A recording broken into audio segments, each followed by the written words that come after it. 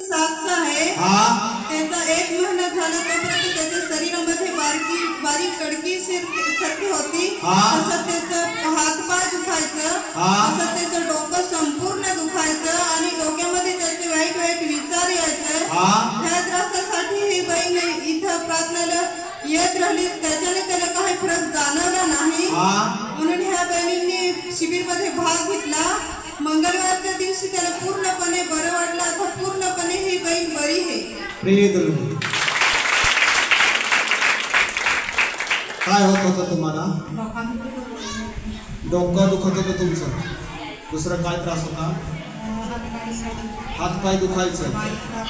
1 महिन्यापासून हातपाय दुखायचं, डोकं दुखायचं, बरंचसे डोकं दुखायचं। त्याच्यासाठी तुम्ही शिबिरमध्ये भाग घेतला। मग मंगळवारच्या दिवशी तुम्ही भाग घेतल्यावर तुम्हाला बरं वाटलं?